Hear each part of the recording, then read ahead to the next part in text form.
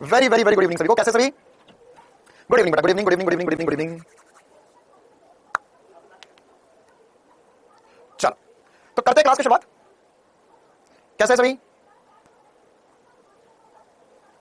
चलो तो अब आज की क्लास मतलब हमारी एक तरीके से औपचारिक क्लास रहेगी जिसमें हम क्वेश्चन की प्रैक्टिस करेंगे और हम अनुनाद क्या होता है उसको समझेंगे। ठीक है, और इसके अलावा अगर हमारे पास समय रहता है, आपको ऐप में 8:30 बजे को क्लास दिखाई दे रही होगी ना, तो अगर हम हमारा टारगेट मतलब 8:30 तक ये सारे क्वेश्चन वगैरह सब कुछ डिस्कस कर लेते हैं, ट्रांसफॉर्मर वगैरह के क्वेश्चन वगैरह डिस्कस कर लेते हैं, तो हम 8:30 बजे से क्लास करेंगे या फिर हम उसे कल करेंगे, कोई दिक्कत नहीं है ना। तो अभी हम क्लास की शुरुआत करते हैं, कुछ सवालों से शुरुआत करेंगे ना। चौक कुंडली हम कल पढ़ चुके थे, तो चौक कुंडली पर आधारित कुछ सवाल करेंगे, फिर उसके बाद 2023 के कुछ सवाल करेंगे ना, और इसके अलावा 2023 के जितने सवाल करेंगे, अनुनाद पढ़ेंगे, अनुनाद से जुड़ी बहुत सारी बातें समझेंगे, फिर अनुनाद पे भी हम क्वेश्चन करेंगे, क्वेश्चन क्वेश्चन क्वेश्चन क्वेश्चन और ट्रांसफॉर्मर के क्वेश्चन डिस्कस कर लेंगे। ठीक है, चलिए। Today is my happy happy happy वाला बर्थडे। ओह, किसका हैप्पी बर्थडे? काजल बेटा, हैप्पी बर्थडे टू यू। भगवान करे आपका बर्थडे, अगला बर्थडे आपके घर पे ना मने, मतलब मेडिकल कॉलेज में मने, डॉक्टर बन जाओ। चलो तो करते क्लास की शुरुआत। सर होल वर्ल्ड फिर से होगा 25। अरे संदीप कुमार, तो पढ़ाई लिखाई पे ध्यान दे ले। चलो फालतू यूट्यूब पे वीडियो मत देखे। चलिए तो पहला सवाल आपसे ये सामने आज का स्क्रीन पर। एक चौक कुंडली का प्रेरण गुणांक जो है वो 10 मिली हेनरी है। जब तक इसे 10 वोल्ट के एक निर्दिष्ट धारा स्रोत से जोड़ा जाता है तो इसमें शक्ति वेव 20 वाट होती है। 10 वोल्ट के प्रत्यावर्ती स्रोत से जोड़े जाने पर औसत शक्ति वेव 10 वाट हो जाती है। तो आवृत्ति क्या होगी स्रोत की? मेरा कमेंट आप तक क्यों नहीं पहुंचता? पहुंचता रहा, कुछ पहुंच रहा, आप खुद ही आ जाओ। चलिए करें क्लास की शुरुआत। आ गए ना सभी? तो सवाल पर जवाब बताओ। देखो क्वेश्चन में बोला कि मेरे पास एक चौक कुंडली है। देखो चौक कुंडली में ऑटोमेटिकली ना, चौक कुंडली तो वैसे तो होगी ये चौक कुंडली, लेकिन हमें पता है इसका कुछ ना कुछ छुटका सा प्रतिरोध भी होगा। इसका प्रतिरोध आर हम साथ साथ में बहुत छुटका सा प्रतिरोध होगा। अब पहले इसे हमने एसी स्रोत डीसी स्रोत से जोड़ा। ठीक है सर, डीसी स्रोत से जोड़ा 10 वोल्ट के, अरे हां 10 वोल्ट के डीसी स्रोत से जोड़ा। तो जब डीसी स्रोत से जोड़ेंगे तो उसमें धारा आई जाएगी और ये तो क्या होगा सर, ये तार के भांति व्यवहार करेगा, ये एक तार के भांति व्यवहार करेगा, क्या करेगा सर, तार बन जाएगा डीसी स्रोत में। तो हमें बोला कि 10 वाट शक्ति होती है, तो पावर जो होगी ना वो कितनी होती है? पावर जो होगी वो 10 वाट होती है, और हमारे पास में पता है पावर होता है 20 √R। 20 √R क्यों sir? 20 √R sir 20 watt power दी गई है, 20 वाट पावर दी गई है। अच्छा 20 वाला, अब 20 बटे में R वाला फॉर्मूला क्यों यूज कर रहे हो? बाय बाय हम जा रहे हैं। क्यों, क्या हुआ बेटा? ऐसा कैसे काम चलेगा? दूध से भरा हुआ ग्लास और एसपी सर की क्लास कभी अधूरा नहीं छोड़ा करते। जैनी सवाल करें तो यहां 20 वाट जो हो जाएगा 20 √ R। तो यहां पर से हम क्या करेंगे? आर की वैल्यू निकालेंगे। क्यों निकालेंगे आर की वैल्यू? क्यों निकालेंगे आर की वैल्यू? देखो एक्चुअल में चक्कर क्या है, एक्चुअल चक्कर क्या, हमें पता है कि जब हम इसे एक एसी स्रोत से जोड़ेंगे, हम जब इसे एसी स्रोत से जोड़ेंगे तो एसी स्रोत से जोड़ेंगे तो एसी स्रोत पे जोड़ने पर हमें शक्ति पता करने के लिए प्रतिरोध कितना पता करना पड़ेगा। प्रेरक तो हमें दिया हुआ है, प्रतिरोध नहीं पता। तो एक्चुअल में जब डीसी स्रोत से जुड़ा तो वहां का यूज करके हम प्रतिरोध का मान निकाल रहे हैं। कैसे कितना आएगा प्रतिरोध? देखो भैया, तो यहां पर चलेगा 20 बराबर 10 का स्क्वायर बटे में R, तो R की वैल्यू कितनी आ जाएगी सर? R हो जाएगा 100 बटे में 20 या 5 ओम प्रतिरोध आ जाएगा। अच्छा सर, इसका प्रतिरोध 5 ओम। Okay very good. अब क्या हुआ? अब इसे हमने एक एसी स्रोत से जोड़ा है। अब हमने इसे एक एसी स्रोत से जोड़ा है तो 10 ओम का प्रतिरोध नहीं 5 ओम का प्रतिरोध, और यहां पर ये 10 मिली हेनरी है। 10 मिली हेनरी का दिया हुआ है, इसका प्रेरक गुणांक दिया हुआ है। अब इसमें हमें F का मान पता करना है। सोचो, ये भी 10 वोल्ट का ही है और 10 वाट पी एवरेज जो है वो 10 वाट है। क्या इसे सॉल्व कर सकते हो आप? सोचो क्या आप इसे हल कर सकते हो?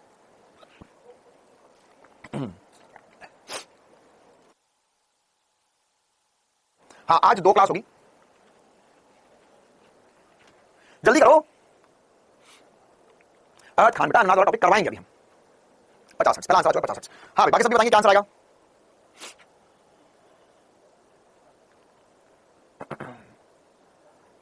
कैसे करेंगे यहाँ पे? देखिए तो यहाँ पर हमारे पास 10 वाट इसके लिए दिया गया। अब हमें पता है कि शक्ति हानि क्या होता है, ये होगा पी जो होगा उसके लिए हम IRMS cos phi V into I into cos phi. cos phi क्या होता है? cos फाई हमें पता है ना, और I अच्छा धारा भी पता है। तो इसे हम कुल मिलाकर जैसे पिछली क्लास में कहा था हमने वैसा कर देंगे। V into V कितना लेंगे? V बटे में Z into cos phi. cos phi क्या होता है? R बटे में Z।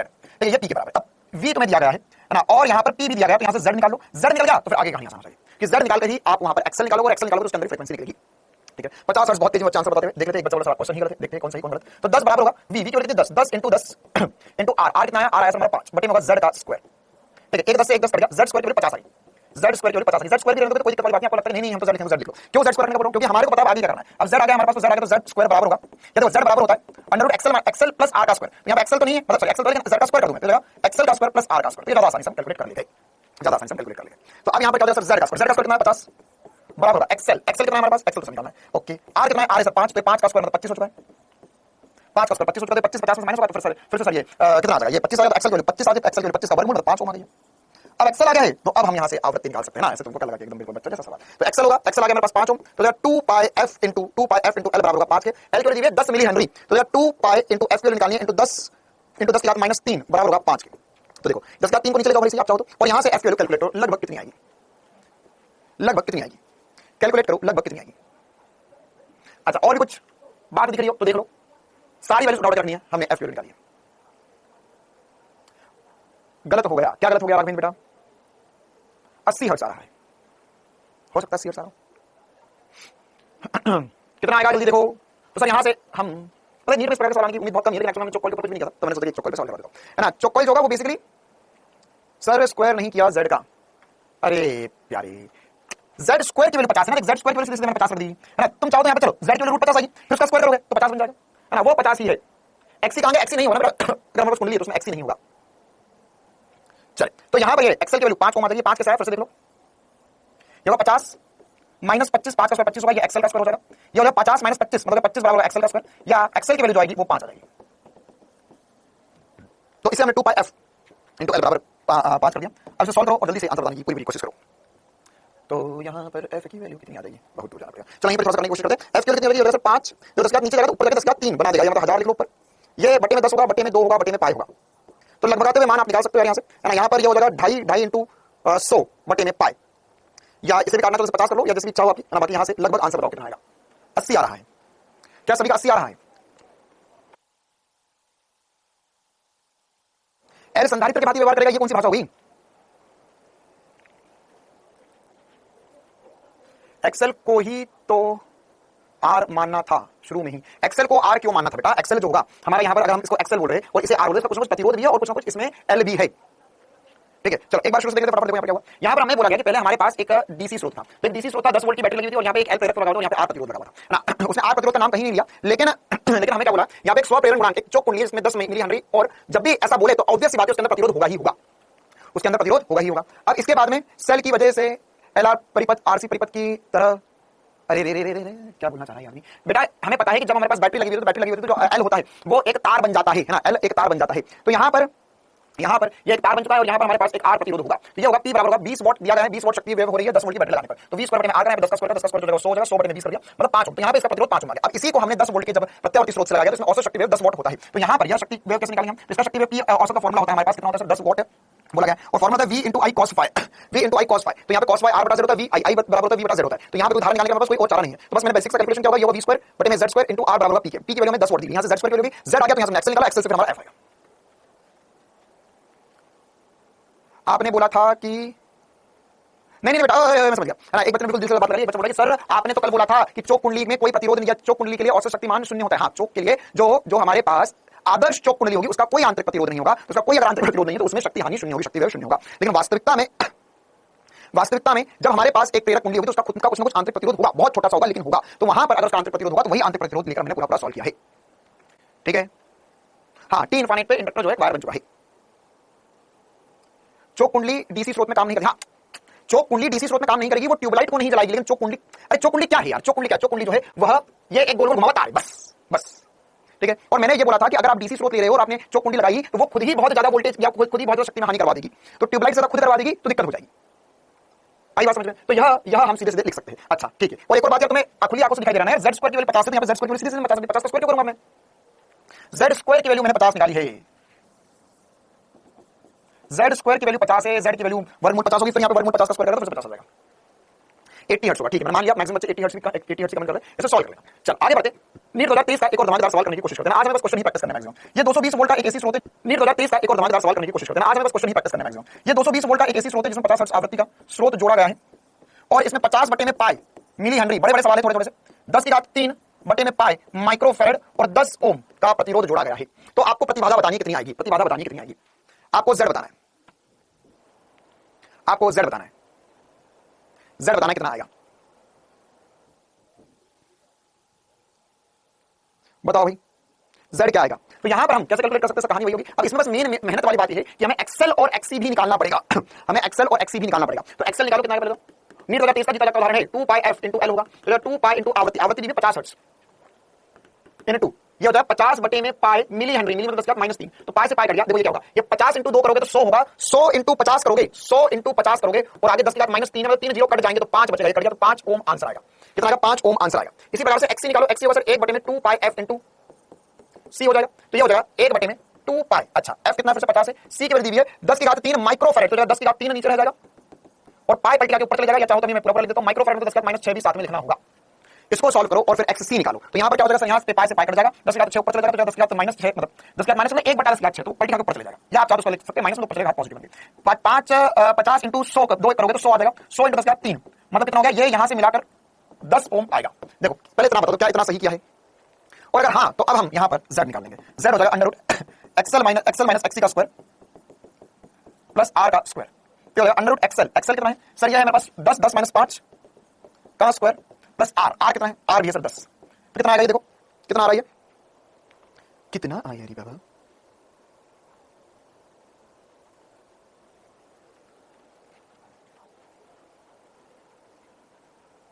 तो ये हो जाएगा सर 125 वर्गमूल 125 का वर्गमूल मतलब 5 रूट 5 लिख सकते हैं, 5 रूट 5 लिख सकते हैं। ठीक है चलिए, ये कौन बार बार कमेंट कर रहा है, हर्षित सोनी, अरे भैया बोल रहे हैं कि सर रुकिए थोड़ा मैं फटाके फोड़ कर आ रहा हूं, तुम्हारे फटाके के चक्कर में यहां सबका सब बच्चों का भविष्य फूट जाएगा, उसका क्या करेंगे। 50 बटा पाई मिली हेनरी एल की वैल्यू दी गई है क्वेश्चन में, ये क्वेश्चन में देखो एल की वैल्यू दी गई है, सी दिया गया है, सही है क्या मामला सारा।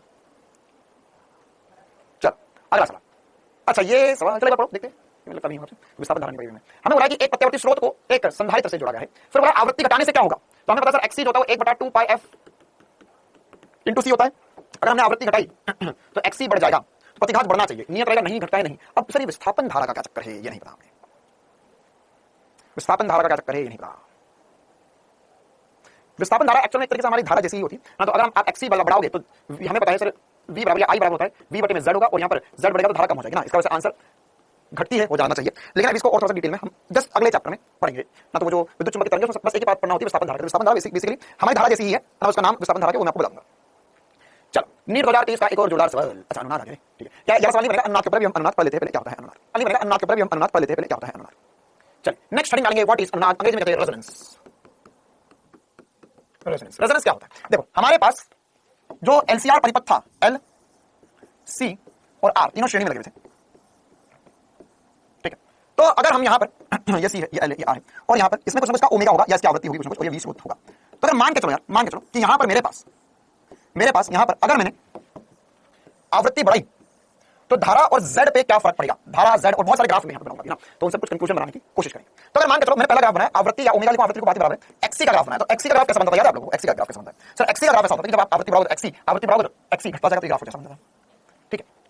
अगर मैं इसी के अंदर यहीं पर ही एक्सी भी बना दूं और एक्सएल भी बना दूं तो ग्राफ कैसा बनेगा सर, एक्सएल तो सीधा बन जाएगा, मतलब एक ऐसी वैल्यू आएगी जिस पे एक्सी और एक्सएल बराबर हो सकते हैं, एक्सी और एक्सएल बराबर हो सकते हैं। अब ये वाले ग्राफ में मैंने इंडिविजुअल मतलब अलग से एक्सएल और अलग से एक्सी होगा तो उसके लिए बात करी, लेकिन अगर मान के चलो मेरे पास ये वाला परिपथ है, मतलब इसमें आर भी है सी भी है और एल भी, तो इसमें आवृत्ति बढ़ाने से क्या होगा, तो अगर मैंने यहां पर ग्राफ बनाया तो यहां अब मैं बनाऊंगा z और ओमेगा के मध्य ग्राफ, है ना, z और ओमेगा के मध्य ग्राफ क्यों बनाया जा रहा है, क्योंकि यहां पर इसमें आर भी है तो इसके पास एक्सएल होगा, इसका एक्सी होगा, स्टार होगा, तीनों को मिलाकर ग्राफ बनाया जा रहा है। तो हमें एक बात तो पता है कि जब आवृत्ति बहुत कम होगी तो यहां पर एक्सएल की वैल्यू तो बहुत छोटी होगी, जब एक्सएल छोटा होगा तो एक्सी बहुत बड़ा होगा, क्या बोल रहा हूं मैं, ध्यान से सुनो।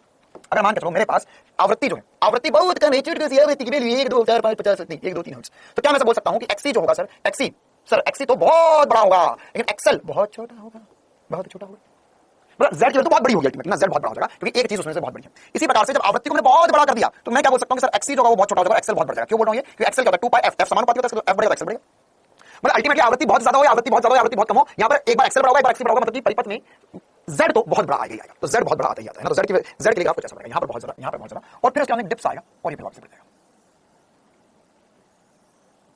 तो कुछ बनाने की कोशिश करते हैं, अरे कर वही नहीं बना, हाँ, इस प्रकार कुछ मतलब ये परवलय वगैरह नहीं है, क्योंकि इसमें बहुत कॉम्प्लिकेटेड इक्वेशन बनेगी, लेकिन आप ग्राफ कुछ ऐसा बना सकते हो, ठीक है। अब ये ग्राफ जो बना है ये ग्राफ में अच्छा इसमें अगर मैं देखूं तो ध्यान से इसमें तिकोना आएगा, फिर बोलूंगा इसमें तिकोना नहीं आएगा, इसमें थोड़ा सा वक्र ही रूप में आएगा ना, ये कैसा आएगा, ये वक्र के रूप में ही वैल्यूज आएंगी, आती जाएंगी इसमें। तो यहां पर एक ऐसी वैल्यू आई है, कुल मिलाकर जो इंपॉर्टेंट सी बात है, एक ऐसी वैल्यू आई है z की, जिस या आवृत्ति की एक ऐसी वैल्यू है जिसके लिए z न्यूनतम हुआ है, तो आप इसको ऐसा समझ सकते हो कि मेरे पास दो चीजें हैं ना, मेरे पास z है, तो z के अंदर XL minus XC plus R का स्क्वायर, ठीक है। अब ध्यान से समझना, तो यहां पर आ तो नहीं थे, अच्छा आवृत्ति बहुत कम कर दूंगा सर, एक्सी बहुत बड़ा हो जाएगा, आवृत्ति बहुत बड़ा दूंगा तो ये एक्सएल बहुत बड़ा जाएगा, मतलब अगर मान के चलो मैं आवृत्ति को एकदम मिनिमम से बढ़ा रहा हूं 0 से अनंत की तरफ ले जाओ, तो उस कंडीशन में मैं ऐसा बोल सकता हूं सर जी कि जैसे आप बढ़ाओगे तो क्या होगा सर, आप आवृत्ति बढ़ाओगे तो यहां पर है ना, अब क्या होगा, आवृत्ति बढ़ाएंगे तो क्या होगा, मैं मान लो आवृत्ति बढ़ा रहा हूं, तो आवृत्ति बढ़ा रहा हूं सर, आप आवृत्ति 0 से बढ़ा रहे हो, जैसे आवृत्ति बढ़ाओगे एक्सएल बढ़ता जाएगा और एक्सी घटता जाएगा। अब पहले हमें पता है कि एक्सी की वैल्यू बहुत ज्यादा है, एक्सएल की वैल्यू बहुत कम है, और अंत में जाके एक्सेल बहुत बड़ा हो जाएगा, एक्सी बहुत छोटा हो जाएगा। तो उसके लिए एक्सेल अल्टीमेटली एक्सेल क्या होगा सर, एक्सेल बढ़ते जा रहा है, ये बहुत छोटा था, ये बहुत बड़ा था। तो एक्सेल जो होगा वह बढ़ते जा रहा है और एक्सी घटते जा रहा है, एक्सी घट जा रहा है, एक्सेल बढ़ते जा रहा है। तो एक वैल्यू ऐसी आएगी, एक वैल्यू ऐसी आएगी जिसके लिए ये वाला पद जो होगा वो मिनिमम हो जाएगा, और एक ऐसी वैल्यू जिसमें ये वाला पद 0 हो जाए। जब एक्सेल बराबर एक्सी हो जाता है तब यहां पर z बराबर r हो जाता है, और उस कंडीशन में z मिनिमम होता है, उस कंडीशन में z मिनिमम होता है।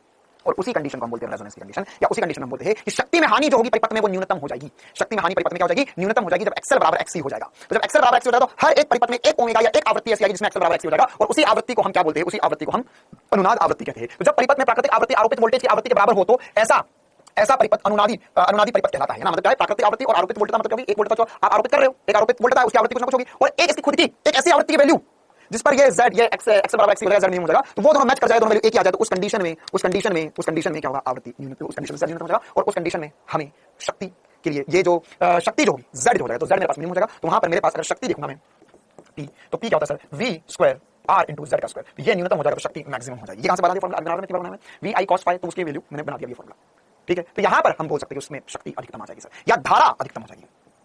इसमें बोल सकता हूं कि धारा जो होगी वो मैक्सिमम आ जाएगी, धारा मैक्सिमम आ जाएगी, ठीक है। तो एक ऐसी आवृत्ति जिस पर ये हो रहा है उसे हम अनुनाद आवृत्ति या ओमेगा बोलेंगे, या ओमेगा या एफ बोल सकते हैं। और ये क्या है, ये रेजोनेंस वाला, इसलिए इसके नीचे नॉट लगा देंगे ना, ओमेगा नॉट या एफ नॉट बोल देंगे, क्लियर मामला। तो उस कंडीशन में कौन सी आवृत्ति होगी ये वो पता करते हैं। तो ये एक्सी बराबर एक्सएल जो होगा, मतलब एक्सी क्या होता है, 1 बाय ओमेगा सी, ये होगा ओमेगा इंटू एल। तो ओमेगा की वैल्यू क्या आ सकती है यहां से, तो हम इसको एक काम करें, इसको मल्टीप्लाई कर दो और एल को नीचे ले आओ, तो 1 बटा एल सी बराबर होगा ओमेगा स्क्वायर के, या इस पे वर्गमूल ले लेंगे तो अंडर रूट एल सी बराबर होगा ओमेगा के। ये आवृत्ति निकालना, तो आवृत्ति निकाल सकते हो, है ना। आवृत्ति क्या होगी, अगर ओमेगा है आपके पास तो 2 पाई इंटू एफ आवृत्ति लिख सकते हैं, ओमेगा को 2 पाई इंटू एफ लिख सकते हो, तो आवृत्ति 1 बटा 2 pi into L C F के बराबर हो जाएगा। तो ये वह आवृत्ति है किसी भी परिपथ की, ये खुद की आवृत्ति, आंतरिक गुण टाइप हो गया इसका, कि इस कंडीशन में अगर ये वैल्यू आती है, ये वाली आवृत्ति आती है बाहर वाली, तो उस कंडीशन में हमारे पास z जो हो जाएगा वो मिनिमम हो जाएगा, या शक्ति जो हो जाएगी उसकी वो अधिकतम आ जाएगी। या आप इसका धारा वाला ग्राफ भी बना सकते हैं, यहाँ पर धारा वाला ग्राफ कैसे बनेगा इसका, है ना। इसका धारा वाला ग्राफ कैसे बनेगा, अगर मैंने यहाँ पर धारा और, चलो यही बना देते हैं, इसमें ये सही मैचिंग वाला ग्राफ है। तो मैं धारा और ओमेगा के बीच में, एफ के बीच में ग्राफ बनाना चाहा तो उल्टा ग्राफ बन जाएगा। कैसे ग्राफ बनेगा, उल्टा ग्राफ बन जाएगा, कुछ इस प्रकार का ग्राफ बनेगा, ठीक है। क्योंकि जब z ज्यादा होगा, मतलब प्रतिरोध ज्यादा है या प्रतिबाधा ज्यादा है, तो धारा मिनिमम होगी। जब यहाँ पर z न्यूनतम हो जाएगा तो धारा मैक्सिमम हो जाएगी, धारा मैक्सिमम हो जाएगी, ठीक है। तो यहाँ पर ये कुछ बेसिक सी बातें हैं जो हमें पता। फर्स्ट वाली लाइन में देखो, यहाँ पर f 0 होगा, तो अगर आवृत्ति को मैं बहुत कम कर दूंगा, आवृत्ति को बहुत कम कर दूंगा, तो अच्छा ये आपको ऊपर और नीचे वाले साइन में कंफ्यूजन हो रहा है, तो इसको ऐसा लिख लो, एक बच्चा बोला सर इसमें कंफ्यूजन हो रहा है, तो f अगर मेरे पास बहुत कम है तो xc ज्यादा होगा, है ना, या ऐसा लिखो xc बहुत ज्यादा होगा, बहुत अधिक होगा, और xl निम्न होगा या बहुत कम होगा, लिख लो, ठीक है। ये वही वाला एरो बताए कि अगर मेरे पास f बढ़ गया, f बढ़ गया, तो f बढ़ने की कंडीशन में मैं ऐसा बोल सकता हूं, f की अगर अनंत आ गई मेरे पास, तो मैं बोल सकता हूं सर कि xc जो हो जाएगा वो बहुत कम हो जाएगा, और xl जो होगा वो बहुत अधिक हो जाएगा, ठीक है। मतलब मैं इसमें ऐसा भी बोल सकता हूं कि यहां पर अगर जब मेरे पास दी गई आवृत्ति, अब ध्यान समझना इस चीज को, मेरे पास दी गई आवृत्ति मतलब जो मैं बाहर आरोपित आवृत्ति जो है, वह आरोपित आवृत्ति क्या बोल रहा हूं, ये जो मेरा जो परिपथ होगा, ये जो मेरे पास सर्किट बना हुआ है, इसकी जो आवृत्ति, आरोपित आवृत्ति बोलेंगे हम, क्योंकि वो उसे दे रहा है। तो ये अगर ओमेगा नॉट की वैल्यू, एफ नॉट की वैल्यू, या मेरी आवृत्ति ओमेगा नॉट या एफ नॉट से कम होगी, तो उस कंडीशन में क्या होगा, तो सर अगर मेरे पास दी गई आवृत्ति ओमेगा नॉट से कम होगी, तो उस कंडीशन में कौन ज्यादा डोमिनेट करेगा, एक्सेल या एक्सी। तो सर जब हमारे पास आवृत्ति कम होती है तो एक्सी बहुत अधिक होता है, मतलब परिपथ में एक्सेल की जो मान होगा वो कम होगा और एक्सी का मान ज्यादा होगा। मतलब मैं बोल सकता हूं कि एक धारतीय परिपथ की तरह व्यवहार करेगा, और जब ओमेगा नॉट की वैल्यू या ओमेगा की वैल्यू ज्यादा हो जाएगी ओमेगा नॉट से, तो उस कंडीशन में ये प्रेरकीय परिपथ की तरह काम करेगा। आपको याद हो तो ये मैंने जब आपको श्रेणी परिपथ समझा, तो मैं आपको बता दें कि जरूरी नहीं है हमेशा वीएल बड़ा हो वीसी से या एक्सेल बड़ा हो एक्सी से, उल्टा भी हो सकता है। तो कब क्या होगा, जब मेरे पास ओमेगा नॉट या मेरा ओमेगा की वैल्यू कम होगी ओमेगा नॉट से, तो ये होगा धारतीय परिपथ होगा, और जब मेरे पास ओमेगा की वैल्यू ज्यादा हो जाएगी ओमेगा नॉट से, तब मेरे पास ये प्रेरकीय परिपथ होगा,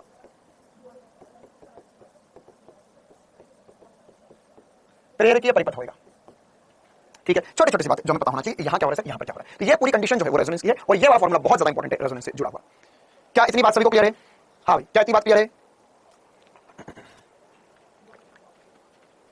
F1 हो तो क्या हो गया, ये कैसा सवाल पूछा, F1 होता है, F बहुत कम है, तो जब F बहुत कम होगी XC बड़ा होगा एक्सेल से, है ना, यहाँ पर क्या होगा, XC बड़ा होगा एक्सेल से, और यहाँ XL बड़ा होगा XC से। देखो कुल मिला के मोटा मोटी तौर पे तुम्हें इसमें घुसने की जरूरत नहीं है, बस इतना याद रखो रेजोनेंस की कंडीशन में क्या होता है। अगर मेरे पास आवृत्ति कम होगी तो सर आवृत्ति कम होगी तो सी परिपथ में डोमिनेट कौन करेगा, इन दोनों में से कौन बड़ा होगा, सर सी बड़ा होगा, एक्सी बड़ा होगा, इसलिए मैंने धारतीय परिपथ बोल दिया। और जब आवृत्ति ज्यादा हो जाएगी, आवृत्ति कम होगी ओमेगा नॉट से, तो धारतीय परिपथ हो जाएगा, एक्सी बढ़ जाएगा, और जब आवृत्ति ज्यादा हो जाएगी ओमेगा नॉट से, तो कौन बड़ा हो जाएगा, प्रेरक देखिए ओमेगा नॉट पे दोनों बड़े हैं, ओमेगा नॉट पे दोनों बराबर है, तो ओमेगा नॉट से कम आवृत्ति होगी तो क्या होगा, इस कंडीशन में एक्सी ज्यादा हो जाएगा एक्सेल से, और जब ओमेगा बड़ा हो जाएगा तो सर ये ओमेगा ज्यादा हो जाएगा ओमेगा नॉट से, तो एक्सेल ज्यादा हो जाएगा एक्सी से। इतनी सी बात है, इसमें क्या समझना है, ठीक है। अच्छा, अब हम इसमें एक और इंपॉर्टेंट सी बात करते हैं जिसे हम कहते हैं अर्धशक्ति आवृत्ति या हाफ पावर फ्रीक्वेंसी ना। ये क्या होता है, अभी हमने जो ग्राफ पढ़ा, धारा वाला ग्राफ पढ़ा, ओमेगा लिख सकते हैं, लिख सकते हैं, दोनों के बीच में ग्राफ बना, सेम ग्राफ बनेगा। तो यहां पर ये कुछ ग्राफ ऐसा बना हुआ था, ठीक है। तो अब हमें पता है सर कि पावर जो होगा वह हम v के पद में लिख देंगे, आई के पद में लिख, आई स्क्वायर r के पद में लिखना पड़ेगा। तो या v i cos phi लिखेंगे हम पावर को। अच्छा, अब ये वाली जो कंडीशन है इसमें धारा अधिकतम आएगी, तो जब धारा अधिकतम होगी तो पावर भी अधिकतम होगी, पावर भी क्या होगी, अधिकतम की मैक्सिमम पावर आएगी। अब हमने सोचा कि एक ऐसी आवृत्ति ढूंढते हैं या एक ऐसे धारा ढूंढते हैं जिसमें पावर आधी हो जाए, आधी पावर हो जाए। तो आधी पावर के लिए हमारे पास जो धारा की वैल्यू आएगी वो आई नॉट, अगर यहां पर तो आई नॉट बटा रूट 2 वैल्यू आ जाएगी। क्यों सर? क्योंकि पी आई स्क्वायर के समानुपाती होता है, तो अगर मैं पावर को अगर तो धारा 1 बटा रूट 2 गुना हो जाना चाहिए, धारा 1 बटा रूट 2 गुना हो जाना चाहिए। तो यहां पर ओमेगा की जगह एफ ही लिख दीजिए, ओमेगा की जगह क्यों लिख दो बेटा, ओमेगा भी दे सकता है सवाल में, एफ भी दे सकता है, इसलिए मैं दोनों लिखे हुए।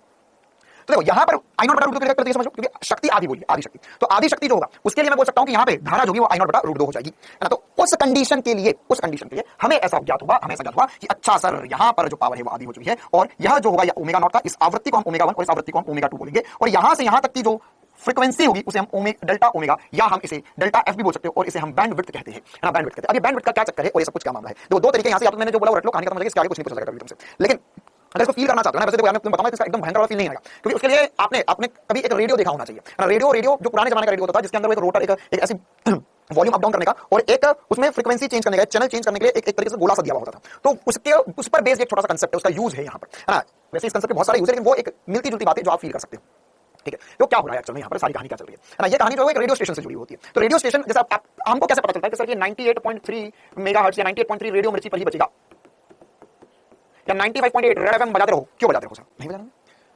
तो ये जो फ्रीक्वेंसी या विविध भारती जो फ्रीक्वेंसी पे चल रहा है वो हमारे रेडियो कैसे पता चल जाता है, रेडियो कैसे पता चल जाता है। देखो क्या होता है एक्चुअली रेडियो के अंदर क्या होता है, रेडियो के अंदर एक रिसीवर लगा होता है। अब हमारे कमरे में आसपास बहुत सारी फ्रीक्वेंसीज है ना, बहुत सारी विद्युत चुंबकीय तरंगे है। तो विद्युत चुंबकीय तरंगे जो है बहुत सारी सर, बहुत बढ़िया, बहुत सारी विद्युत चुंबकीय तरंगे। तो अब क्या होता है, रेडियो स्टेशन से आपने अगर पता होता है, रेडियो स्टेशन के बाहर क्या होता है, बड़ा सा टावर खड़ा रहता है, वो पूरे शहर में उसकी फ्रीक्वेंसी या वो विद्युत चुंबकीय तरंगे फैला देता है, ठीक है। अब हर एक रेडियो चैनल अपनी विद्युत चुंबकीय तरंगे फैला रहा है, तो हमारे रेडियो को कैसे पता चला ये बताना है। तो क्या होता है कि हमारे रेडियो में एक रोटर लगा हुआ है, तो अब जब हम उसे घुमाते अब उसके अंदर एक आरएलसी परिपथ होता है। कौन सा परिपथ होता है, आरएलसी परिपथ होता है, ठीक है। अब आरएलसी परिपथ होता है और उसके आउटपुट में एक स्पीकर लगा होता है, मतलब उसके अंदर एक स्पीकर लगा होता है। अब हमारे पास हम उसमें उसका रोटर जब घुमाते हैं तो क्या होता है, देखो आरएलसी परिपथ में प्रतिरोध ये सी फिक्स होता है, लेकिन हम जब रोटर घुमाते हैं तो उसका एल प्रेरक तो बदल जाता है, ना। तो हाँ बिल्कुल, आकांक्षा सिंह ने फोटो भेजी, बिल्कुल ये वही वाला रेडियो। तो क्या होता है जब हम उसका रोटर घुमाते हैं तो उसके अंदर एल बदल जाता है। अब जब एल बदलता है तो देखो क्या है, सी तो फिक्स है, अब जब एल बदलेंगे तो एल की अलग अलग वैल्यूज आएंगी। तो हमारे पास यहाँ एल और सी की जो परिमाणी वैल्यू बनेगी, अगर वो आवृत्ति है ना, जो इनकी आवृत्ति वो आवृत्ति समान हो जाए 98.3 मेगाहर्ट्ज के, 98.3 मेगाहर्ट्ज के, तो उस कंडीशन में हमारे रेडियो पर जो 98.3 मेगाहर्ट्ज है उसको मिल तो सारी आवृत्ति है ना, उसको मिल तो सारी आवृत्ति है। हमने अनुनाद की परिभाषा क्या पढ़ी थी कि प्राकृतिक आवृत्ति आरोपित वोल्टता की आवृत्ति के बराबर हो जाए, मतलब उसको मिल तो सारी वोल्टता है, बहुत सारी वोल्टेज, बहुत सारी फ्रीक्वेंसीज मिल रही है उसे, कैच कर रहा है, बहुत सारी फ्रीक्वेंसीज कैच कर रहा है। लेकिन अगर उसकी प्राकृतिक आवृत्ति आप बदल सकते हो रेडियो में, आप सी बदलो, उसकी प्राकृतिक आवृत्ति किस आवृत्ति पे वो रेजोनेंस करेगा, कैसे बदलेंगे सर। देख यहाँ पे तेरे पास है एल, तो सी नहीं बदल सकता, एल बदल सकता है। तो एल की वैल्यू अगर कम करेगा तो एफ की बढ़ जाएगी, मतलब किस आवृत्ति पर उसमें रेजोनेंस होगा, किस आवृत्ति में उसका रेजोनेंस होगा, वो वैल्यू यहाँ से हम चेंज कर सकते हैं। तो मान लो हमने चेंज करके उसको कर दिया 98.3 पर लेकर आ गए हमसे, मतलब कि एल की कुछ ऐसी वैल्यू सेट कर दी, एफ की वैल्यू यहाँ से 98.3 आ गई। तो जब 98.3 आएगी तो उसके पास आ तो बहुत सारी आवृत्ति रही है, लेकिन रेजोनेंस किसके साथ होगा, रेजोनेंस से अनुनाद आवृत्ति, अनुनाद किसके साथ होगा सर, अनुनाद जो है वो केवल 98.3, उसके अंदर वाली आवृत्ति भी चाहती है 98.3, उससे बाहर से मिलेगा 98.3। तो ये दोनों एक दूसरे के साथ अनुनाद करेंगे और आपको आउटपुट में मैक्सिमम धारा मिलेगी, मैक्सिमम करंट मिलेगा आपके स्पीकर में, और आपके स्पीकर में मैक्सिमम करंट आएगा, मतलब कि आपको एकदम मधुर संगीत सुनाई देगा, आपको एक मधुर संगीत सुनाई देगा 98.3। अब जैसे चेंज करोगे उसके हिसाब से बातें बनती जाती है, कम होती जाती है, ठीक है। अब यहाँ पर दूसरी बात ये है कि ये अर्धशक्ति का क्या कहानी है सर, ये अर्धशक्ति आवृत्ति की क्या चक्कर है। हाँ बेसिकली ये बोल रहा है, मोबाइल वगैरह मेरे पास सब डिजिटल हो चुका है, उसमें ये एलआरसी परिपथ यूज नहीं होता, उसमें डायोड और सेमीकंडक्टर काम चल जाता है।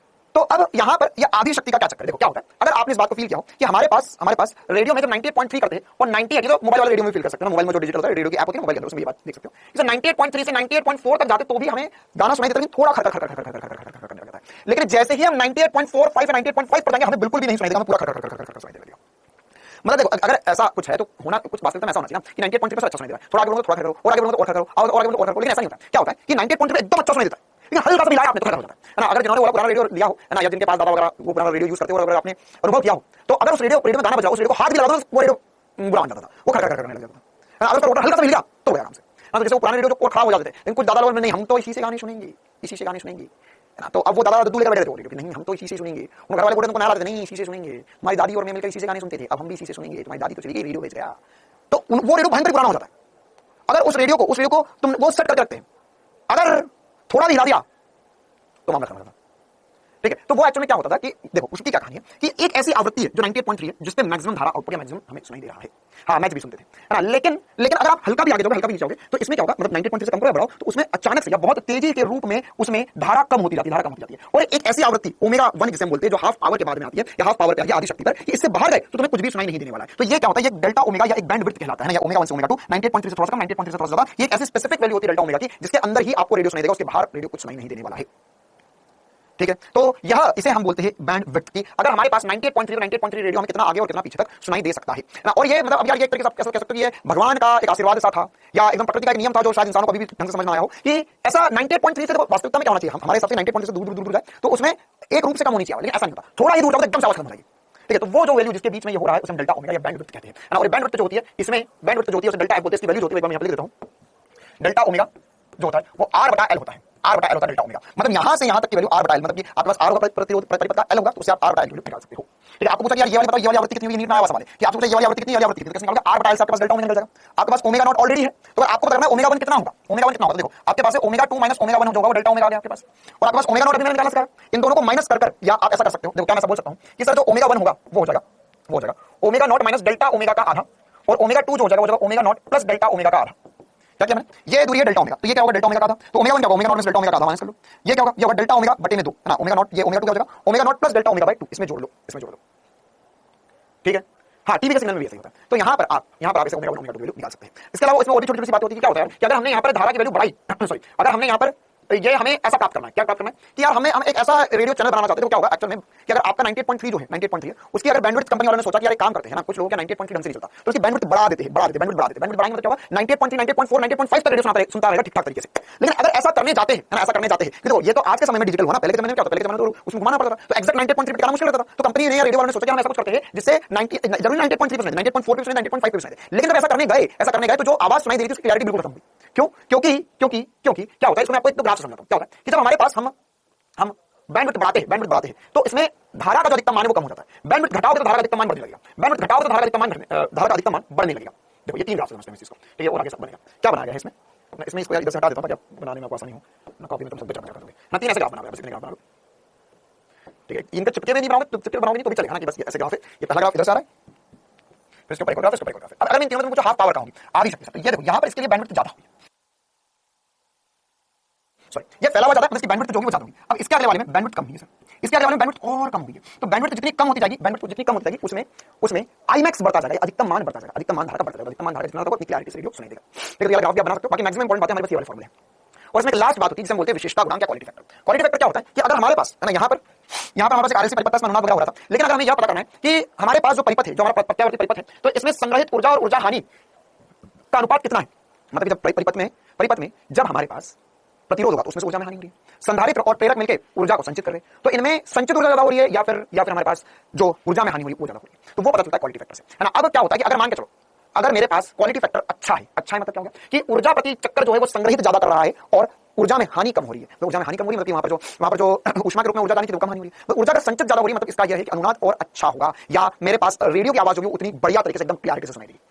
ठीक है, तो ये क्या होता है, ये एक्चुअली में बताता है क्यों का वैल्यू बताता है, ये होता है अधिकतम संग्रहित ऊर्जा प्रति चक्कर बटे में अधिकतम ऊर्जा क्षय प्रति चक्कर। से अलग अलग फॉर्मूले होते हैं, या आप इसको ऐसा लिख सकते हो, या आप इसे लिख सकते हो कि ओमेगा नॉट बटे में ओमेगा डेल्टा ओमेगा, या आप इसे एफ के बदले में लिख सकते हो एफ नॉट बटे में डेल्टा एफ, मतलब अनुनाद आवृत्ति बटे में डेल्टा एल कितना है, या एफ नॉट बटे में डेल्टा एफ भी लिख सकते हो। तो फॉर्मूला बस आपको ध्यान रखना है। तो यहाँ पे क्यू का फॉर्मूला होता है, क्यू बराबर होगा, देखो संग्रहित ऊर्जा कौन करता है, एक्सेल करता है ना। देखो अगर मैं ऊर्जा की बात करूं संग्रहित ऊर्जा एक्सेल करेगा या एक्सी कर सकता है, तो हम करेंगे एक्सेल बटे में आर या एक्सी बटे में आर लिख सकते हैं। अब एक्सेल को देखो उसके फॉर्मूला क्या क्या बन सकते हैं सारे बता देता हूं। तो यार एक चीज ध्यान रखना, सारे फॉर्मूला अपने ध्यान रखेंगे। एक्सेल बटे में आर, तो इसको मैं लिख सकता हूं ओमेगा एल बटे में आर, या लिख सकता हूं मैं 2 पाई एफ इनटू एल बटे में आर, या लिख सकता हूं ओमेगा 1 बटा ओमेगा सी बटे में आर, ये क्या एक्सी हो गया, या 1 बटे में 2 पाई एफ सी बटे में आर हो गया। ठीक है, अब यहाँ पे एफ हमारा ये जो ओमेगा जो होगा वो अनुनाद वाला ही होगा कि किसके लिए अनुनाद हो रहा है, किस क्वालिटी के लिए अनुनाद हो रहा है। तो यहाँ पर हम उसकी वैल्यू रख सकते हैं। अगर हमें ओमेगा रखना है तो ये यहाँ पर ओमेगा की value 1 by under root R by under root L by C, उसकी वैल्यू रखो, पूरा सॉल्व करो, इससे बेहतर आप इसका आंसर याद रखो इसका। ठीक है, ये 1 by R under root L by C. इस पे डायरेक्ट ऐसे इतना भयंकर वाला कोई सवाल नहीं है, छोटे छोटे न्यूमेरिकल है जो इन्हीं फॉर्मूले से हल हो जाएंगे। और ये सबसे इंपॉर्टेंट सी बात, ये मात्रहीन और विमाहीन राशि होती है, क्योंकि ये क्या है, हमें ये बता रहा है कि कितनी ऊर्जा संग्रहित है और कितनी ऊर्जा क्षय हो रही है प्रति चक्कर। तो अनुनाद पे कैसे कैसे सवाल आए, एकदम आसान से कुछ सवाल आए वो एक बार कर लेते, तो इससे हमारा कॉन्फिडेंस बढ़ जाएगा, क्योंकि बहुत टेढ़ी चीज होती है, बहुत अजीब सी बात होती है। तो पहला सवाल जो है वह आपके सामने एक बार हल करो और जवाब बताने की कोशिश करो। हाँ भाई सवाल करो, जवाब बताओ। हमें बोला है कि हमारे पास एल का मान है, सी का मान है, तो इस परिपथ में धारा के अधिकतम मान के लिए कोणीय आवृत्ति कितनी होगी।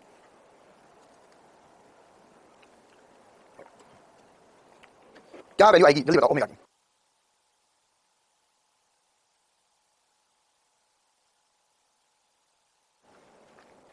नेक्स्ट चैप्टर कल स्टार्ट होगा।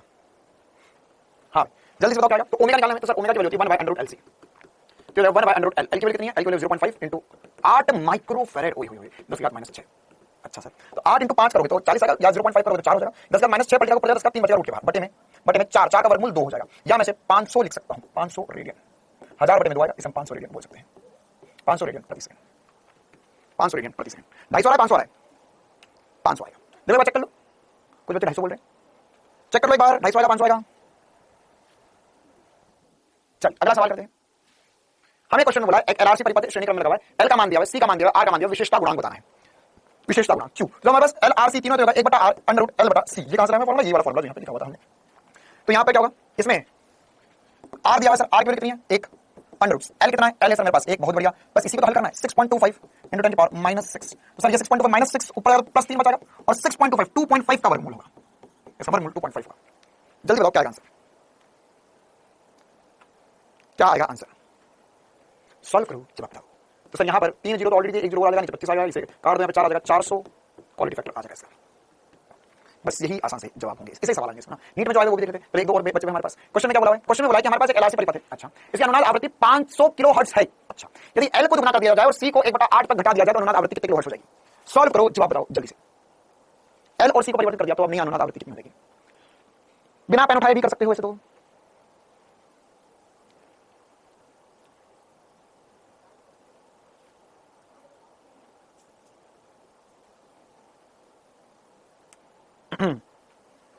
क्या होगा आंसर, कैसे करेंगे सर, ओमेगा बराबर होता है, ओमेगा या एफ भी कोई बात बराबर है 1/2 पाई, उसमें 2 पाई नहीं आ गया, उसमें 2 पाई आया under root L by C, L C sir. तो अगर हमने सी को दुगना कर दिया तो ये सर हो गया 2c, और सॉरी एल को दुगना कर दिया और सी को 1/8 कर दिया तो सर ये हो गया 1/4, तो ये 1/4 हो गया, 1/4 हो गया सर, और 1/4 का वर्गमूल मतलब 1/2 हो चुका है। तो अब ये बताओ आंसर जो होगा 500 होगा, 500 250 करेंगे या 1000 करेंगे, 1000 आएगा या 250 आंसर आएगा सर, एफ डैश लिख लेते हैं, बहुत कंफ्यूजिंग हो चुका है। तो 2 pi under root 12 into c by 8, ये 1/4, 4 बटे 2 बचेगा, तो 2 बटे में 2 pi under root L C, ये हमारा पुराना वाला है। तो एफ डैश जो हो जाएगा 2 इंटू ये पूरे की वैल्यू, ये पूरे की वैल्यू हमारा पुराना वाला एफ है, ये हो जाएगा 2 इंटू एफ, एफ कितना है हमारे पास 500, ये आ जाएगा 1000 किलोहर्ट्ज, 1000 किलोहर्ट्ज।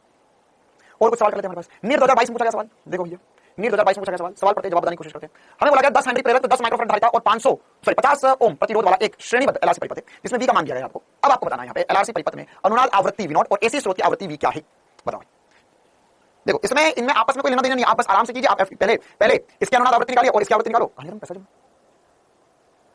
तो हमें जो दी गई आवृत्ति है V वो कितना होगी सर, ये आवृत्ति जो होगी वो हमें पता है सर, ये तो 100 दिया हुआ है, तो ओमेगा जो है वो हमें 100 दिया हुआ है, तो ओमेगा 100 दिया हुआ है तो आवृत्ति जो हो जाएगी या V, अब इसमें मतलब V लिखना पड़ेगा, ओमेगा दिया हुआ है सर, तो हमें पता है सर, इसे चाहे तो हम 2 पाई f लिख सकते हैं, तो 2 पाई f बराबर होगा 100 के, या f की वैल्यू जो हो जाएगी वो 50 बटे में पाई हर्ट्ज हो जाएगा, ठीक है। अब हमारे f0 इसे V0 बोला, f0 करके सॉल्व कर देंगे, आदत पड़ी हमारी f0 की, तो ये हो जाएगा sir 1/2 pi under root LC, क्या होगा सॉल्व करके बताओ, 1/2 पाई L, L की वैल्यू कितनी है सर, L की वैल्यू 10, ओके ये 10 की घात 10 इंटू 10 की घात -6, क्या आएगा आंसर, तो सर 6 ऊपर 3 बचेगा, या इसमें से 2 में से 1 10 बार आएगा सर, तो हो जाएगा ऊपर बचेंगे 3, नीचे बचेगा 2 पाई और एक और 10, तो ये एक और कट जाएगा 50 आ जाएगा, ये भी 50 बटे में पाई, सेम ही आ गया, सेम ही आ गया, मतलब दोनों ही बराबर होंगे सर और 50 बटे में पाई हर्ट्ज होंगे। तो एक्चुअली अनुनाद की ही कंडीशन दी गई है क्वेश्चन में, हमें किसकी कंडीशन दी गई है, अनुनाद की कंडीशन ही दी गई है, सी आ रहा है 50 बटे में पाई हर्ट्ज, क्लियर मामला। यही सवाल है 2022 में, देख लो 2021 में थोड़ा टेढ़ा सवाल पूछा था, है ना, थोड़ा नहीं बहुत टेढ़ा सवाल था ये थोड़ा अच्छे सवालों में से एक सवाल है। सवाल बोला हमारे पास एलआरसी परिपथ है, इसमें 0.5 हेनरी का एक प्रेरक और 80 माइक्रोफैराड का एक धारिता एक संधारित्र लगाया गया है और 40 ओम का प्रतिरोध दिखा है और 230 वोल्ट के परिवर्ती आवृत्ति के प्रतिवर्ती स्रोत से जुड़ा जाता है। अनुनाद कोणीय आवृत्ति पर शक्ति की आधी शक्ति स्थानांतरण करने वाली स्रोत की कोणीय आवृत्तियां क्या होगी, पहले तो ये समझो उसने बोला क्या है सवाल में, everything okay but what question से आई डोंट अंडरस्टैंड, पहले तो इस क्वेश्चन में क्या बोला वो देखो। हाँ सर देखो, अब इस क्वेश्चन में हमें निकालना क्या है, सबसे पहली बात तो हमें निकालना है इसमें ये निकालना है सर, यहाँ आपने जो बताया ना ये ओमेगा 1 और ओमेगा 2 आधी शक्ति जिस आवृत्ति पे होगी वो निकालना है, मतलब ओमेगा 1 और ओमेगा 2 निकालना है। देखो अब हमारे पास डेल्टा ओमेगा जो है, सबसे पहली बात मुझे बता लीजिए एक बार, डेल्टा ओमेगा जो होता है वो R बटा L होता है, इनमें अंतर जो होगा वो या डेल्टा F भी बोल सकते हैं, R बटा L होगा। तो R कितना है सर, R मेरे को दिया हुआ है 40 ओम, L कितना दिया हुआ है, L दिया हुआ है 0.5 हेनरी, क्या मैंने सही किया, बिल्कुल सही बात सर। तो यहाँ हो गया सर ये 80 हो गया, 80 हर्ट्ज है ना। अच्छा इसमें ओमेगा ही पूछा तो ओमेगा लिख दो 80 रेडियन पर सेकंड, मतलब एक बात तो पक्की है यार, है ना, आप सॉल्व करो कुछ भी करो, आंसर होगा जिनमें डिफरेंस जो है वो 80 का होना चाहिए, 80 का डिफरेंस, कि किसी को माइनस करने पर एक बार चेक कर लो, पहले R की वैल्यू दी है, L की वैल्यू दी है, ठीक है ओके। हाँ तो यहाँ पर क्या आएगा, एक बार कैलकुलेशन मुझे गड़बड़ हुआ क्या, L की वैल्यू दी है, हाँ सही तो दिखा है मुझे, R बटा L 0.5, हाँ ठीक है।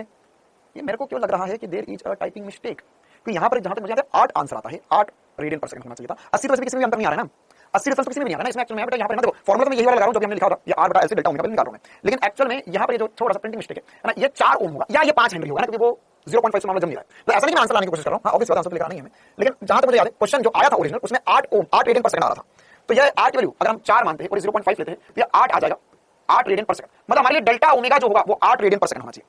अच्छा 5 हेनरी दिया हुआ है, कुछ बच्चों को 5 हेनरी दिया था, हमें याद है, हमने पेपर दिया था, ठीक है। तो यहाँ पर 5 हेनरी करते थे, इनकी मानते थे, तो हम 5 हेनरी करते थे तो जैसे 40 बटे में 5 मतलब 8 रेडियन पर सेकंड हो जाएगा। तो अगर 8 रेडियन पर सेकंड होगा, अच्छा 4 होगा, आप लोग 2 बच्चे का 4 होगा, कोई बात नहीं, जैसे आपकी मर्जी हो। तो आंसर होगा जिसमें अंतर जो होगा 8 होना चाहिए, तो सर 8 का अंतर होगा, ये इसी में आ रहा है, यही आंसर हो जाएगा। ये तो हमने ट्रिक लगाकर स्टार लगाकर क्वेश्चन को सॉल्व कर दिया। लेकिन इसका वास्तविक सॉल्यूशन क्या होगा? वास्तविक सॉल्यूशन होगा, अब आपको ओमेगा निकालना चाहिए, ओमेगा नॉट निकालना चाहिए, ये होगा अंडर रूट एलसी। अच्छा हाँ, अब यहां से कंफर्म हो जाएगा कि हमारा आंसर हमको 40 मानना है, वहां पर 0.5 मानना है। तो हमने 5 माना, तो वर्गमूल 5 × 80 तो 1 बटे में है ना, हमें अच्छा माइक्रो में 10⁻³ ऊपर भी चल जाएगा, 10⁻³ मल्टीप्लाई करेंगे, माइक्रो में दिया हुआ है तो 10⁻³ ऊपर चल जाएगा। मैं वास्तविक सॉल्यूशन हमारा आंसर तो आ गया, ठीक है। बाकी फिर यहां से ओमेगा नॉट निकालेंगे, उसमें से इसको आधा करेंगे, उसमें से 4 कम 4 ज्यादा आंसर होना चाहिए, ओमेगा 1 और ओमेगा 2, ठीक है। इससे निकालते देखो ओमेगा नॉट की वैल्यू कितनी आई है, यहां से सर सॉल्व करेंगे हम, तो मेरे को लगता है वहां पे 0.5 होना चाहिए ना, क्योंकि ये 1 बटा 40 हो जाएगा, 40 और 1 0 कट जाएगा। हाँ हाँ, हम सही कर रहे हैं, ठीक है। तो यहां पर देखो कैसे पता किया हमने, इसका एक्चुअली सॉल्व करके कितना 5 × 8 करोगे तो 400 है, तो 400 × 10⁻³ है। अगर उसको सॉल्व करोगे तो ये 2 0 कट जाएंगे, तो एक ही 0 बचेगा यहां से। तो ये वर्गमूल तो ढंग से बनाने में, यहां से ओमेगा नॉट की वैल्यू निकली नहीं, तो ओमेगा नॉट की वैल्यू ठीक ठाक नहीं निकलेगी, तो हमारा आंसर गड़बड़ आ जाएगा, ठीक है। तो यहां पर अगर क्वेश्चन में मैं इसे 0.5 लेता हूं, इसमें 4 ले लेता हूं, तो यहां पर अगर मैंने एल की वैल्यू 0.5 रखी होती, एल की वैल्यू 0.5 रखी, तो 0.5 × सीसी दिया हुआ है 80 माइक्रोफैराड, 80 × 10⁻³ तो ये कितना हो जाएगा? ये हो जाएगा 0.5 × 80 करोगे तो आधा करोगे तो सर 40 आ जाएगा, तो 40 × 10⁻³ तो यहां से 1 0 और कट जाएगा, 10⁻², 10⁻² का वर्गमूल होगा, तो 10 बचेगा जो पलटी जाकर ऊपर चले जाएगा। तो यहां पर है ना, यहां से ये सॉल्व करोगे इसको, तो इसको यहां पे आपके पास है ना, ये 1 0 और इसमें से कम कर दो, 10⁻³ होगा, और उसके बाद में कितना आ रहा है, ये तो 2 आ जाएगा, और यहां से 10 के हाथ -2 आएगा, तो ये 100 बटे में 2 या 50 आना चाहिए इसको सॉल्व करने के। एक बार देखो कुछ आ रहा है कैसा, 50 आ रहा है, कैसे सॉल्व करेंगे? आज तो -6 करना पड़ेगा, ओहो लीव इट, छोड़ दो, ये इतनी मेहनत ना करो, इतनी मेहनत ना करो, तुम तो ये स्टार्ट लगा लो जो दिया हुआ मैंने, फिर तो मिलना पड़ेगा वरना मामला, ठीक है। कितना कर लो, हाँ माइक्रो में 10⁻6 होना चाहिए, मैंने 10⁻3 लिख दिया गलती से, हाँ ये सॉल्व कर लो, इससे आंसर आ जाएगा आपका। एल की वैल्यू दी 5 × 10⁻6, 10⁻3 ऊपर पहुंच जाएगा, और इसमें वर्गमूल में हो जाएगा 400, तो 20, हाँ 50 रेडियन पर सेकंड आ जाएगा, ठीक। देखो हाँ क्या दिया हुआ क्वेश्चन, एक बार फिर से क्वेश्चन बता देता हूं, वहां प्रिंटिंग मिस्टेक थी, वहां पे एक एलसीआर परिपथ दिया हुआ है, एलसीआर परिपथ बोला कि यहां पे 5 हेनरी है, ये मॉड्यूल में भी प्रिंटिंग मिस्टेक होगी, एक बार करेक्ट कर लेना है ना, एक बार करेक्ट कर लेना। क्या कि यहां पर एलसीआर परिपथ है, इसमें 5 हेनरी का एक प्रेरक दिया हुआ है और 80 माइक्रोफैराड का एक संधारित्र दिया हुआ है, और 40 ओम हमारे पास 40 ओम का एक प्रतिरोधक दिया गया है, और 230 वोल्ट पे लगा हुआ है। अब आपको बताना है कि वह वैल्यू बतानी है, ओमेगा की वह वैल्यू बतानी है जिसके लिए ओमेगा की वैल्यू वो बतानी है जिसके लिए शक्ति जो जाएगी वो आधी हो जाएगी। तो कैसे करेंगे, कैसे करेंगे यहां पर? तो उसके लिए हमारे पास पहले एसपी स्टार यहीं पे खत्म हो गया कि डेल्टा ओमेगा निकाल लिया, आर बटा एल 8 आ गया, मतलब कि हमें होता है ओमेगा 1 और ओमेगा 2 के बीच में 8 का अंतर आना चाहिए, तो 8 का अंतर केवल एक में आ रहा है, लेकिन अगर हमको लगा कि नहीं हमको पूरा ही करना है, पूरा ही करना है, तो मतलब ओमेगा नॉट निकालना पड़ेगा 20 वाली वैल्यू, तभी उससे 4 कम 4 लगेगा, टोटल दूरी 8 है, तो 4 कम उससे और 4 ज्यादा, तो यहां पर हमने इससे सॉल्व किया, तो होगा 1 बटा अंडर रूट एलसी, कौन सा फॉर्मूला हमने, ओमेगा नॉट की वैल्यू होती है अंडर रूट एलसी, तो एल क्या होता है, एल की वैल्यू हमारे पास कितनी है 5, और सी की वैल्यू कितनी है 80 × 10⁻6, इसको पूरा सॉल्व करेंगे तो 10⁻6 जो पलटेगा ऊपर चलेगा, उसके बाद 3 बचेगा वर्गमूल के बाद, 5 × 80 करोगे, 5 × 8 तो 40 आता है, 40 के आगे एक और 0 हो जाए तो 400 हो जाएगा, 400 का वर्गमूल 20 आएगा, 1 0 बढ़ गया, ये 50 रेडियन पर सेकंड, तो 50 रेडियन पर सेकंड मेरे पास ओमेगा नॉट आ गया, 50 रेडियन पर सेकंड मेरे पास ओमेगा नॉट आ गया, और ओमेगा नॉट की वैल्यू मेरे पास 50 रेडियन पर सेकंड आ रही है, तो मेरे पास ओमेगा 1 जो होगा वो जैसे मैंने फॉर्मूला लिखा था आपको, omega naught minus delta omega का आधा, मतलब हो जाएगा 50 माइनस इसका आधा, ये हो जाएगा 46 रेडियन पर सेकंड, और इसी प्रकार से ओमेगा 2 भी आ जाएगा, वो आ जाएगा मेरे पास 54 रेडियन पर सेकंड, ठीक है। चलो नीट 2023 में भी ऐसे सवाल आएगा, कर लिया सभी ने, आगे बढ़े, क्या ये कहानी क्लियर है?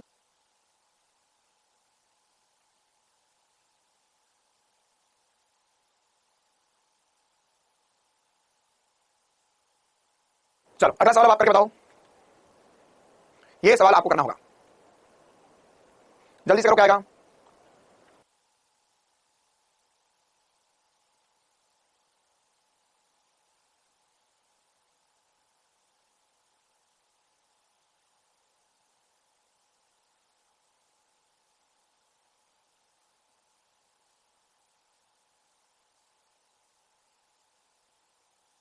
आगे आंसर, ये मैं नहीं सॉल्व करके दूंगा,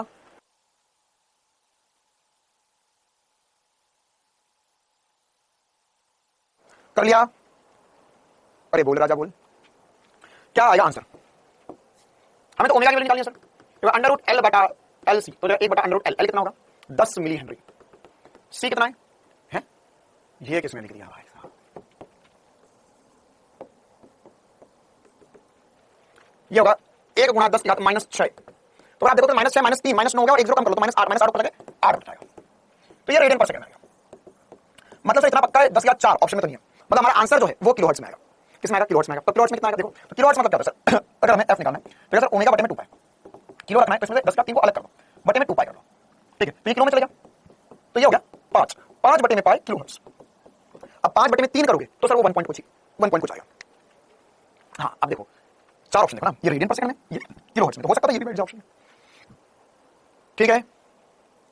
हाँ उसने आवृत्ति बोला, लेकिन आवृत्ति वो चाहता है कि कोई आवृत्ति भी ऑप्शन में दे दूं मैं। चलिए आगे बढ़ते हैं। अच्छा आगे नहीं बढ़ते, पीछे जाते हैं। एक और सवाल हमारा रहा था, अच्छा ये वाला हो गया ना अभी हमारा सवाल, चलो ठीक हो गया sir, okay okay okay okay ठीक है फाइन। हाँ अब हमारे पास ट्रांसफार्मर के क्वेश्चन बचे हुए थे। ट्रांसफार्मर रिवाइज तो नहीं करवाना है। ट्रांसफार्मर में क्या बात पड़ी थी सर हमने? E1 बटा E2 या E प्राइमरी बटे E सेकेंडरी बराबर होगा NP बटे में NS और बराबर होगा IS बटे में IP। ये कब बराबर होंगे? जब दक्षता 100% होगी। हाँ टाटा बेटा, टाटा जिसने नहीं पढ़ी लिखी, जिसने नहीं पढ़ा वो टाटा कर लो, बाकी सब ये आंसर कंफर्म कर लेते हम लोग। क्या ये वाला क्वेश्चन हमने कर लिया था? क्या ये वाला क्वेश्चन हमने कर लिया था आनंद? हाँ बताओ क्या है इसका आंसर? ये कर लिया था हमने। चल ये वाला सवाल मुझे लगता है हमें करना था, एक पापा सवाल मैंने आपको होमवर्क में दिया था 4 दिन पहले। तो क्वेश्चन में क्या बोला? क्वेश्चन में बोला था कि हमारे पास एक ट्रांसफार्मर है जिसकी प्रथम कुंडली में 100 फेरे हैं, फिर बोला है परिणामन अनुपात, मतलब कन्वर्जन का अनुपात जो है ना, कन्वर्जन की कितने से कन्वर्ट करेगा, 100 है, मतलब ये 100 गुणा कर देगा। 10 की घात 8 का वर्गमूल 10 की घात 4 कैसे हो सकता है? बेटा 10 की घात 8 लिखा हुआ है, इसका वर्गमूल करना है मुझे ना, तो क्या होता है वर्गमूल मतलब इसमें पावर में 1/2, तो ये कटेगा तो 10 की घात 4 बचेगा। एक ही दोस्त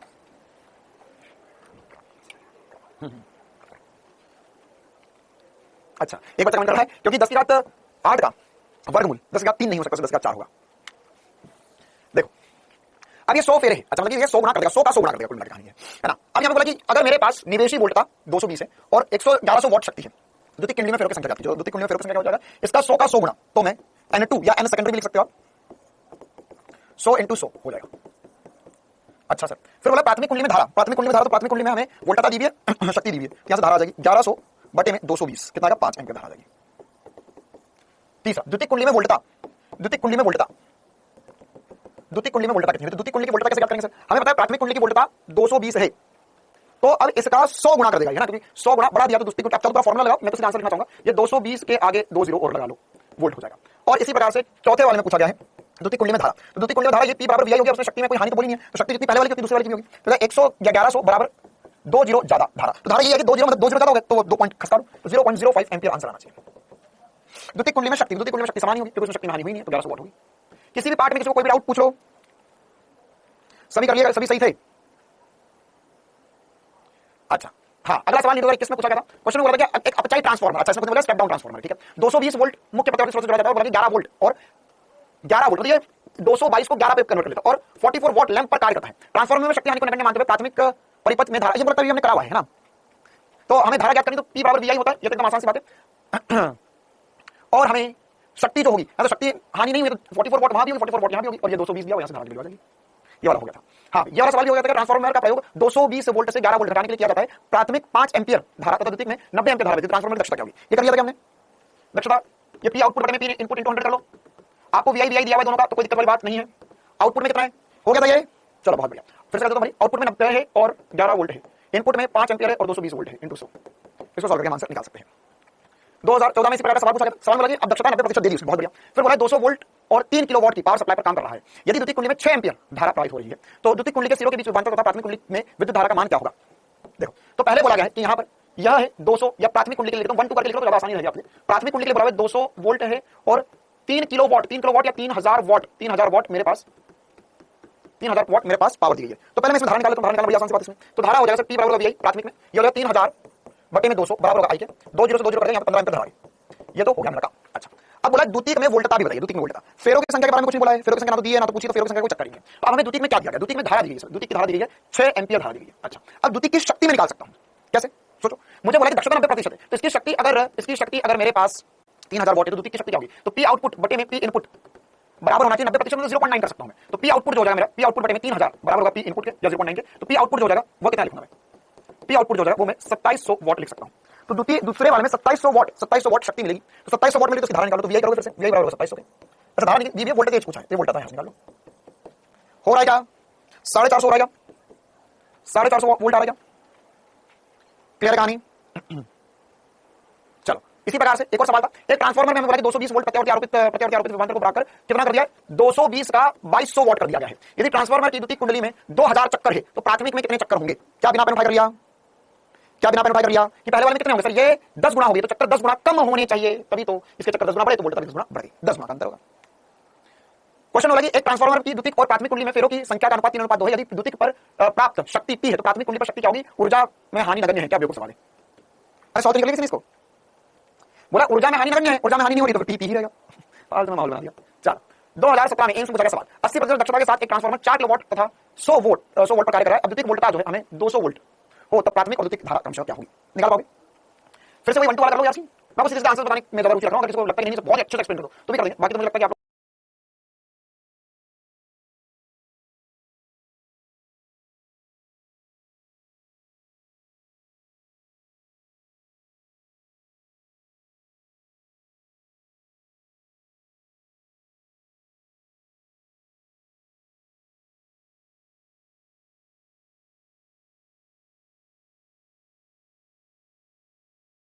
पर वोल्टेज आधा हुआ है तो धारा आधी हो जाती यदि दक्षता 100% होती तो, लेकिन दक्षता 100% नहीं है तो फर्स्ट आंसर है।